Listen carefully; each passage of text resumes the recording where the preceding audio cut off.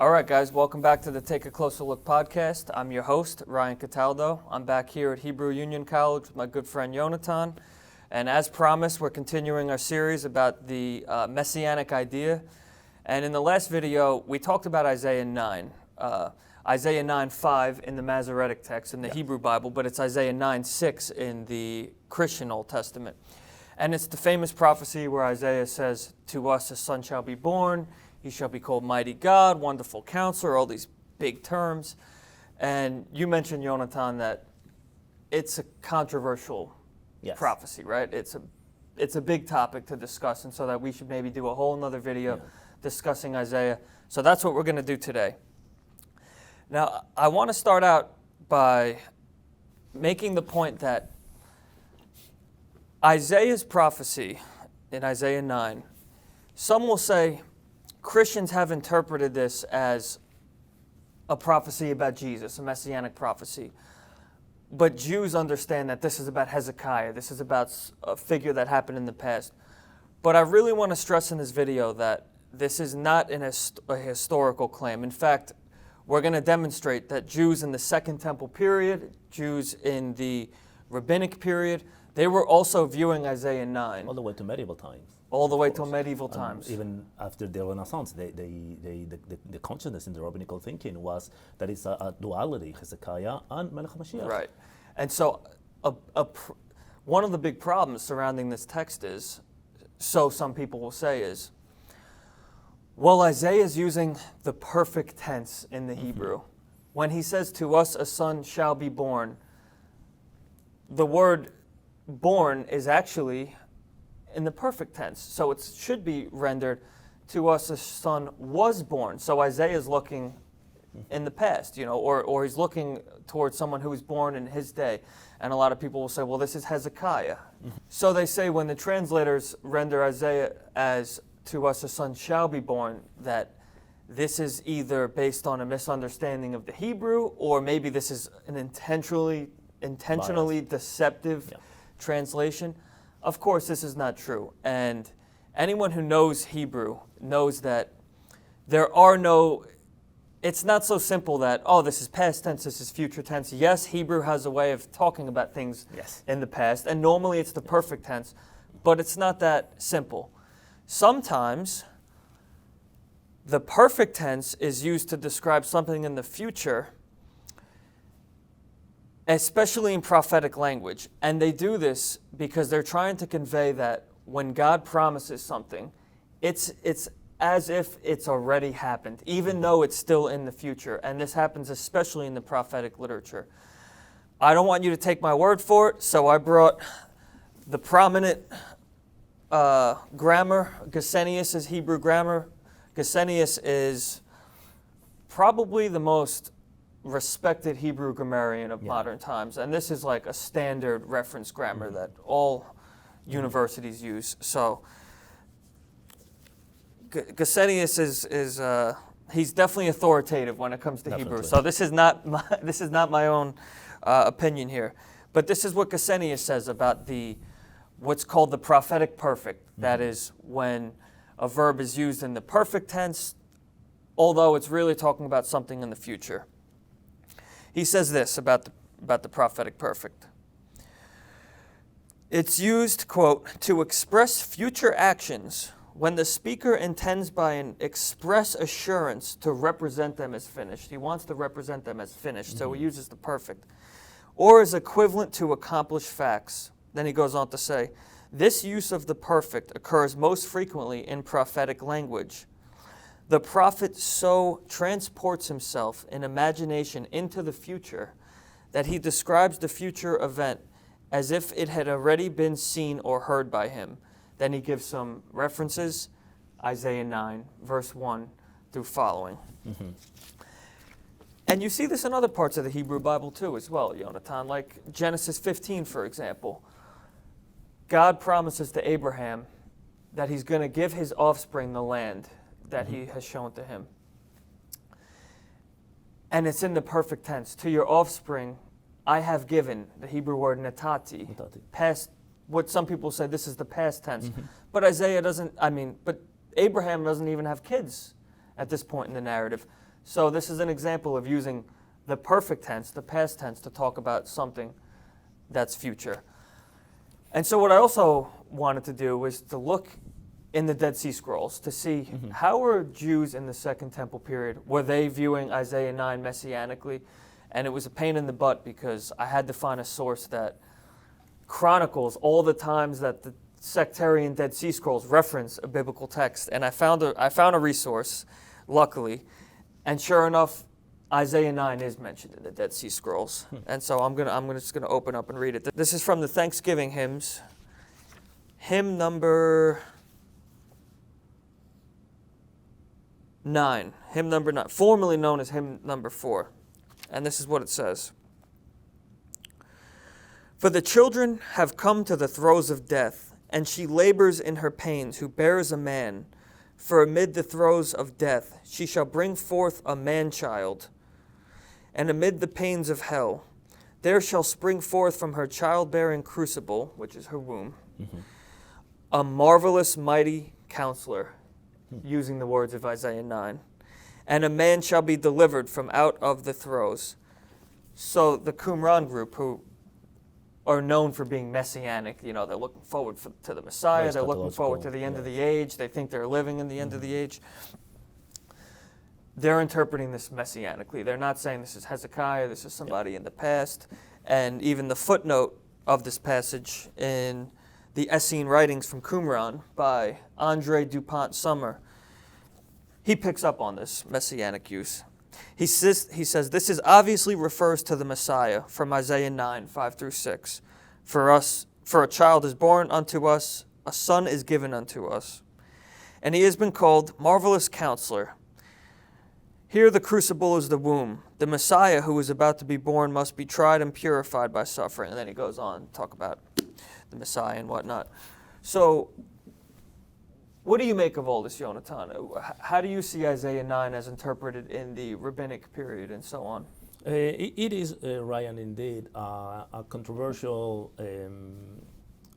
chapter, or in this very case, verse, even though that I would say that from verse 1 to verse 6, we have more or less this controversy of the Mashiach Hezekiah duality.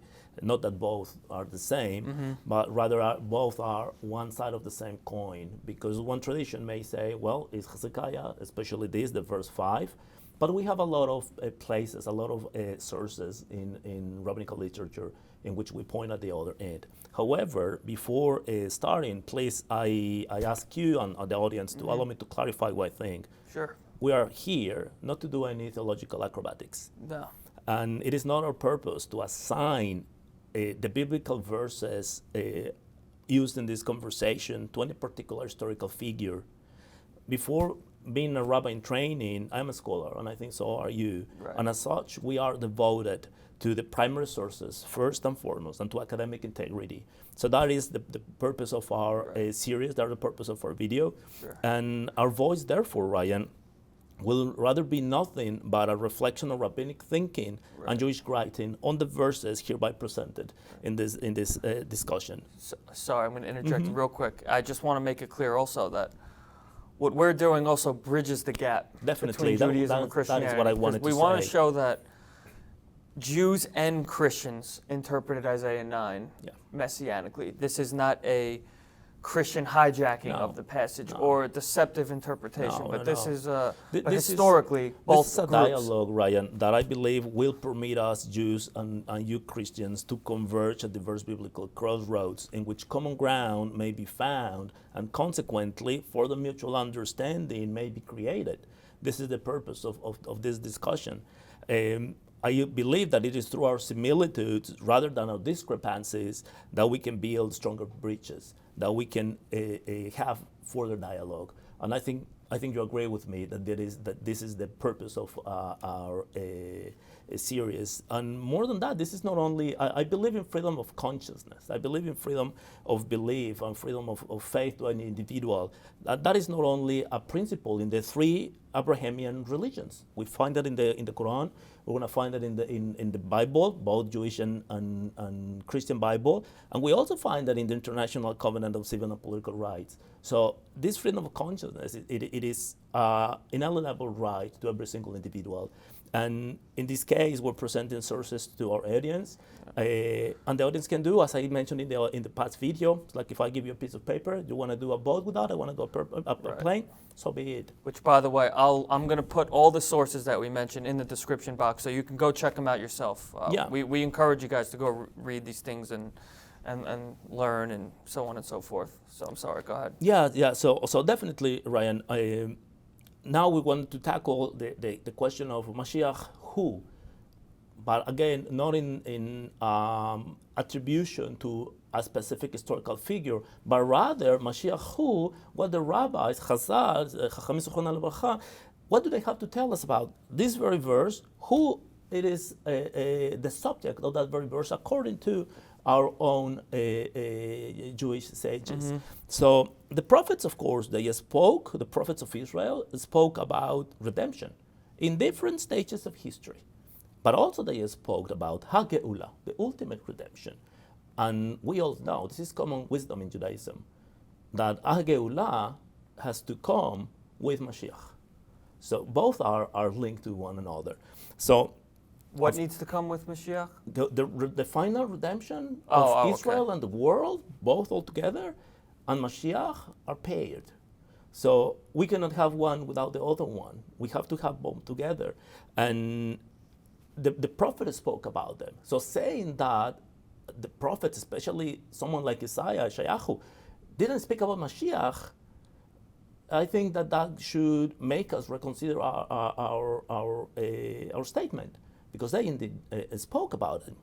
And in this very case of Isaiah 9:5 in the Masoretic text, I want to bring Rabbi Moshe Bar Maimon, known in English as Maimonides, Rambam.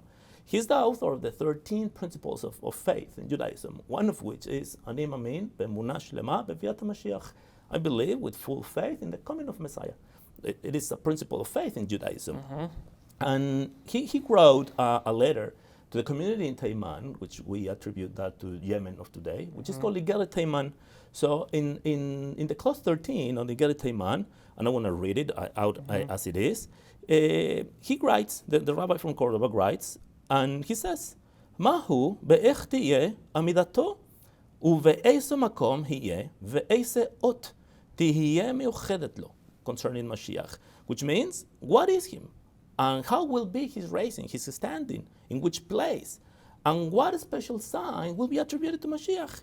So Rambam answers, he will not only be greater than Moses, but greater than any man in history, he says. And then he further adds, V'karo lo kadosh baruch hu shesh shemot she'amru. And God, and the Holy One, blessed be him, call him 6 names, as it is written. Where? In Isaiah 9. And then he quotes like this, attributed this to Mashiach. Rambam says, Ki yeled yulad lanu, ve'natan lanu, ve'tihye ha'misra al shichmo, ve'ikra shmo pele yoetz, el givor, aviad sar shalom. Exactly the same very words that we see in Isaiah, he attributes this. And then he says, well, these 6 appellations were divinely confined upon Mashiach, as the following passage indicates that we just mentioned. And Rambam comes and says, these statements demonstrate the preeminence of Mashiach. So Rambam, it is one of the greatest rabbinical authorities. Right. If Rambam is explaining the community in Taiman, in his Igeret Taiman, one of the attributes of Mashiach, and he uses this part of Isaiah to support his claim, then we have to look at the other side and say, well, this is not only Chizkiyahu, but it's also about Melech HaMashiach. So of course we find it in rabbinical thinking, not only in the time of Rambam, which is the medieval times. We have also before, but I'll give you the word.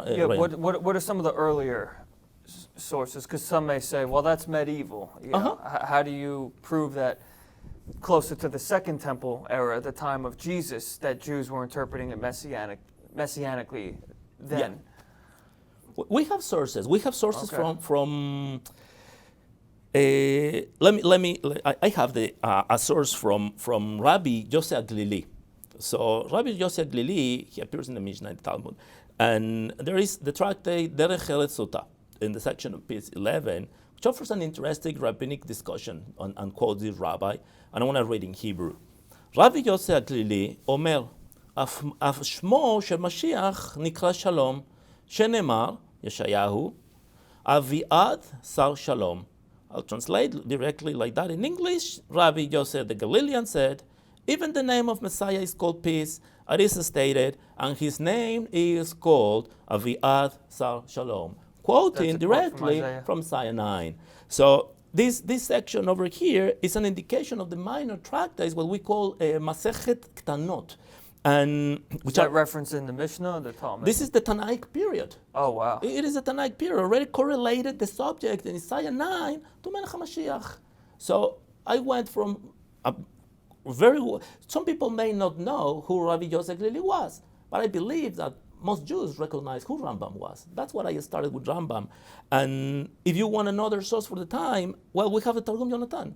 Targum Yonatan, which is the translation from the Hebrew into Aramaic. It's an elucidation of what the verses, the essence of the verses wanted really to tell us. Which is fairly early, maybe 150 CE. Yes, it is very early. 250 or definitely maybe even early. earlier. Some people I think put it 100 AD. Anywho, continue. Yes, it is an early source. And Targum Yonatan on Yeshayahu 9 links this verse to Mashiach.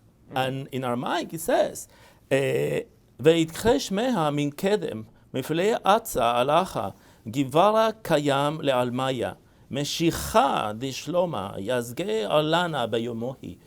Which really, we can understand it as, his name is called before him, min kedem. Min kedem, it is before time.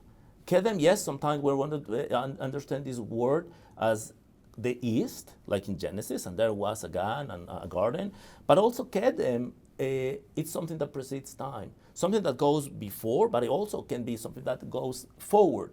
I came before you means that you come before me. I'm after you. So, right. but in this very case, mikedem, it's something that was way before the creation of time, and we can understand this like even the name of Mashiach is called.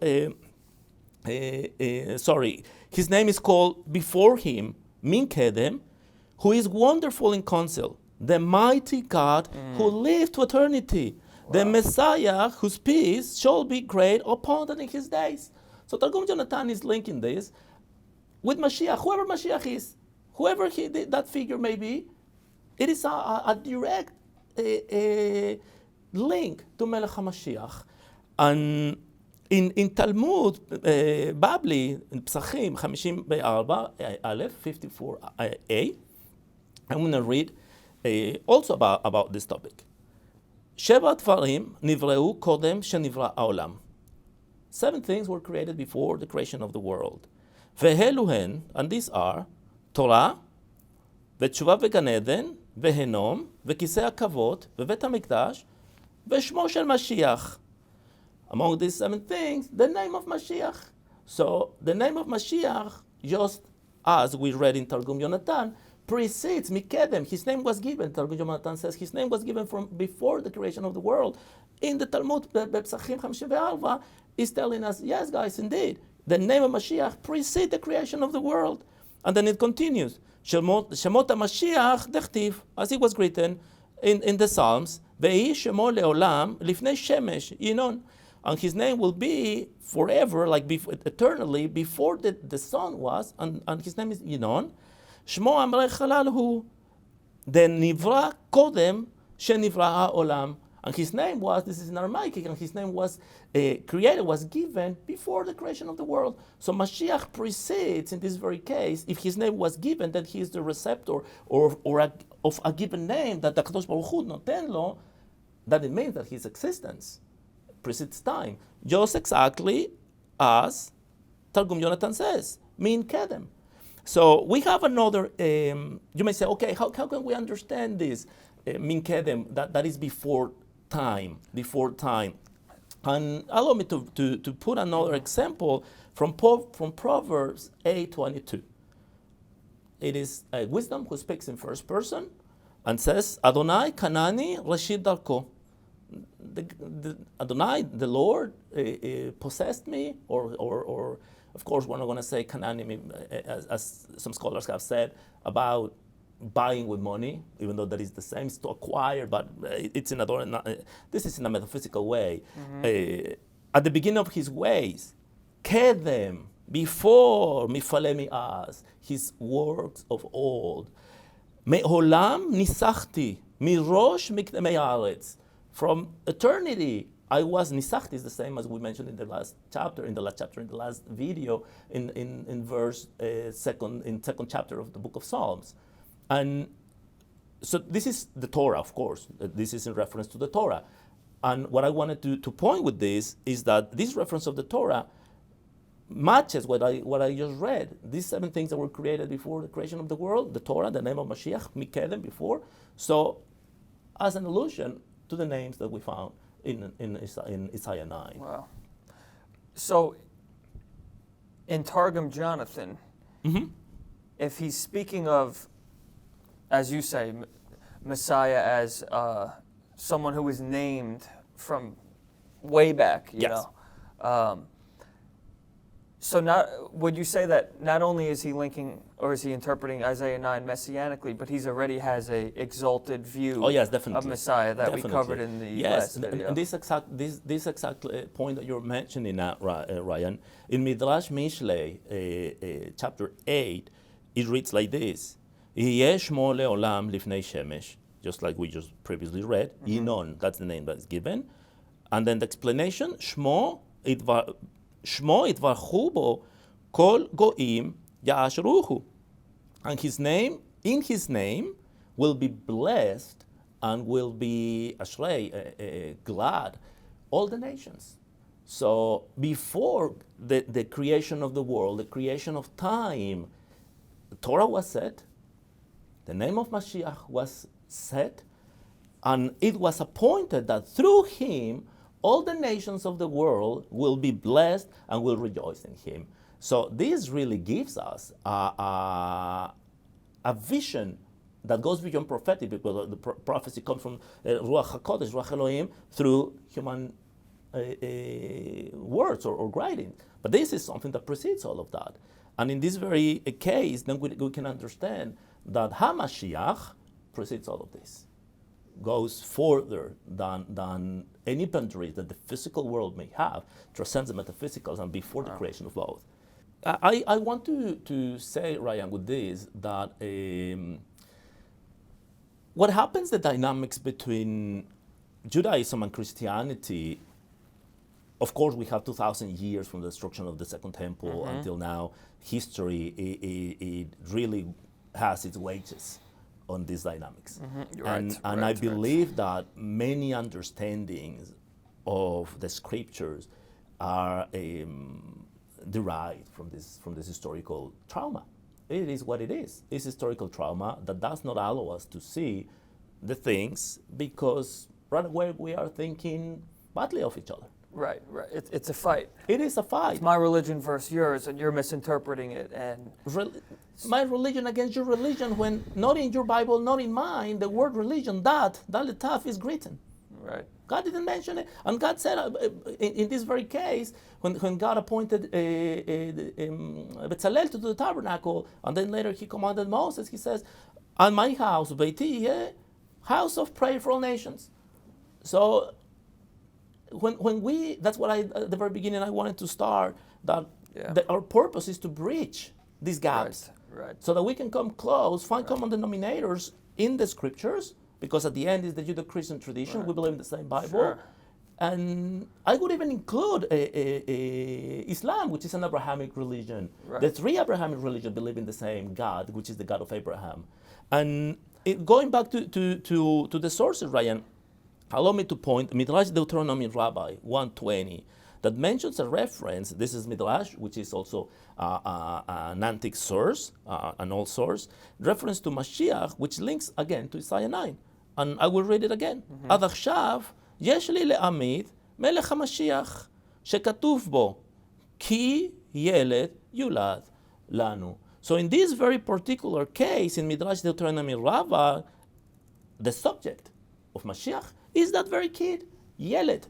He said, until now, I have to le'amid, to raise up, to stand, to make somebody stand. Melech HaMashiach, the King Messiah, as it is written, and then mentions Isaiah, Ki Yeled Yulad Lanu, because a boy, a child, a male child, whether was born or shall be born, does not really matter now.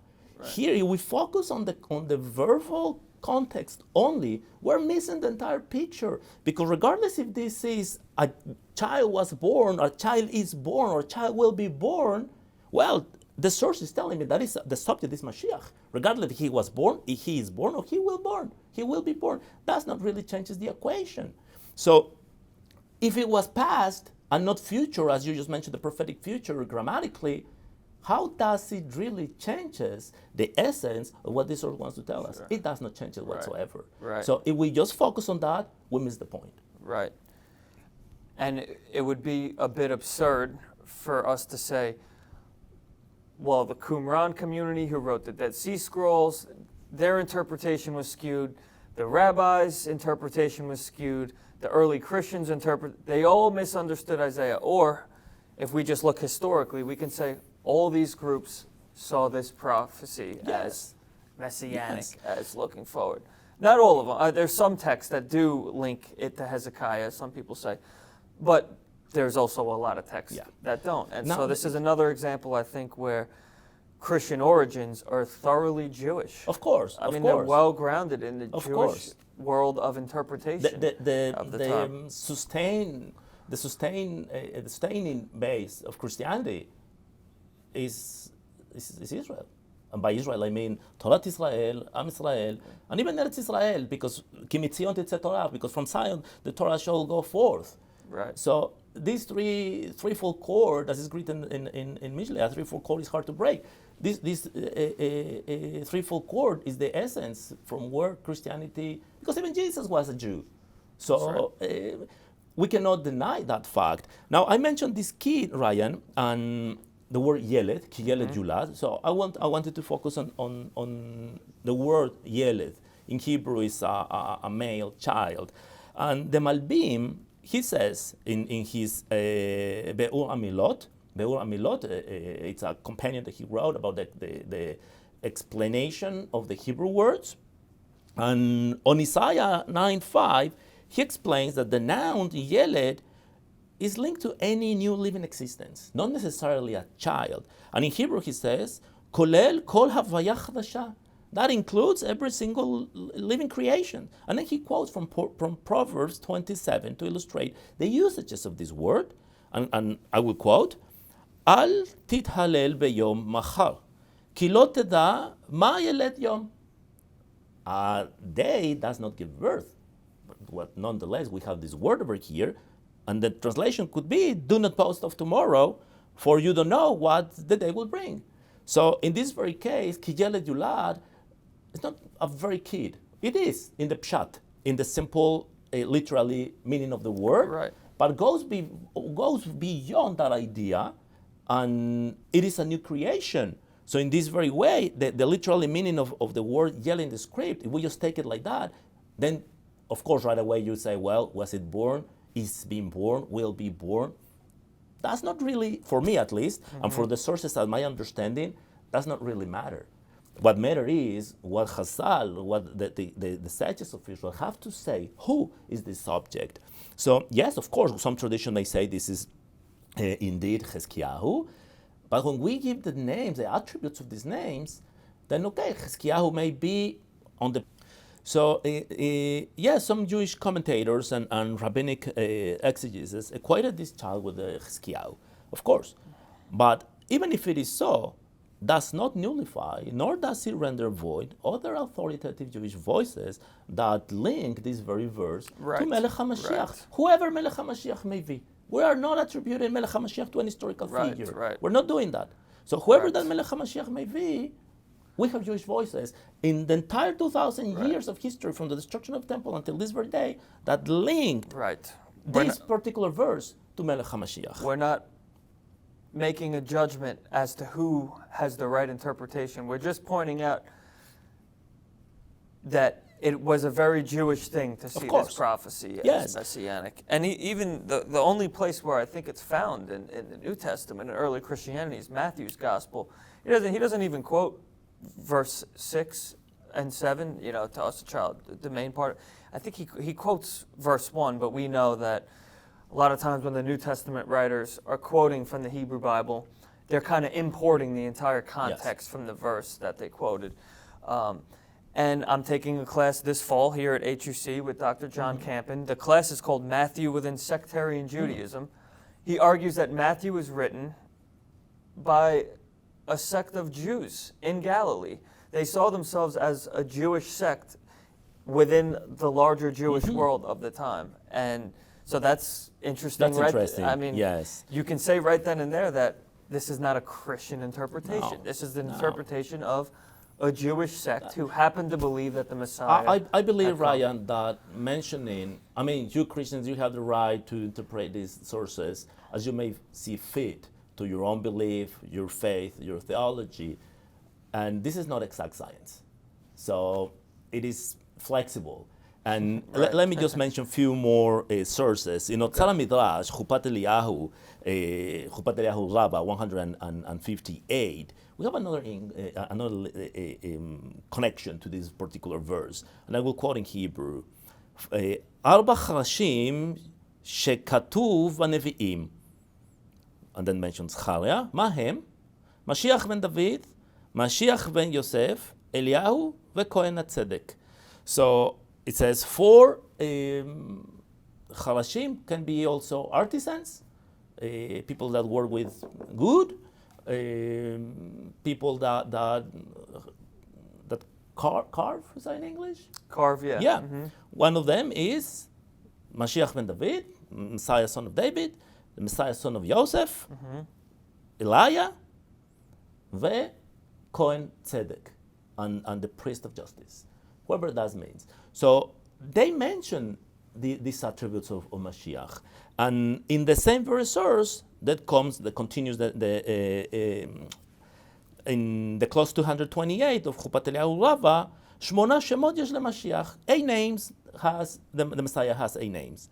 Inon, as we just mentioned, Tzemach, Mashiach, Pele Yoetz, El Givor, Aviad, Sar Shalom, which says 8 names has Mashiach, and then continue giving you a list, and at the end comes out with a list of the names given by Isaiah, by Yeshayahu. So, of course, Yeshayahu, all these names are linked to Mashiach, and rather than a particular historical Jewish figure, which is also understandable because it's one of the traditions, but in general, the Malbim in Be'or HaMilot again, he says, Pele Yoetz. He said, no, it should not be Pele Yoetz. It should be Yoetz Pele. And then he says, Anachon Yoetz Pele. Can you give the English of those real quick? Yes. The Pele Yoetz. Wonderful counselor. Wonderful counselor. He said it should be the other side. Who is this wonderful counselor according to Malbim? The one who creates the time and renews time. I'm sorry, no human being can do that. So it is either to a supernatural attribute that Mashiach may have, because he has to do wonders and all these things, or God himself.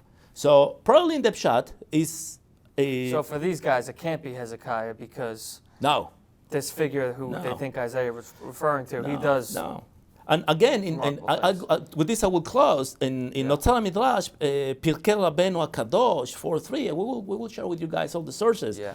It's written again, Chet Shemot Yesh LeMashiach, 8 names Mashiach has, and again, Pele Yoetz, Givor, Aviad, Sar Shalom. In Yalkut Shimoni, Ryan, this is a very authoritative source.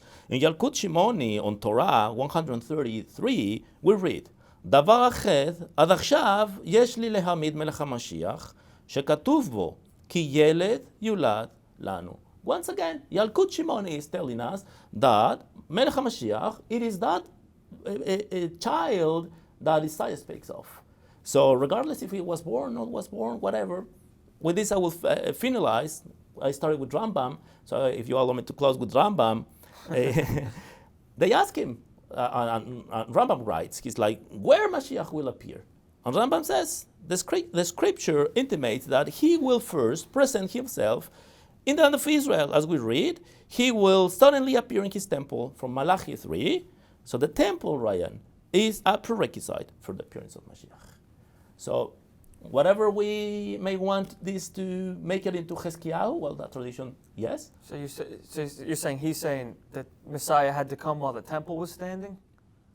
Malachi said it, and Rambam quotes Malachi to say, well, Mashiach has to come when the temple is standing. Yes, the temple and Mashiach come together. So is this a future temple, or is Moses Maimonides looking back? That is a very good question. Again, this will go into another discussion. Yeah. I'm stirring up controversy here at the end. because a future temple would have to be built. Yes. In order for these prophecies to be fulfilled. Or Rambam also says, Mashiach nolad b'tisha v'av. The Mashiach was born in the 9th of Av.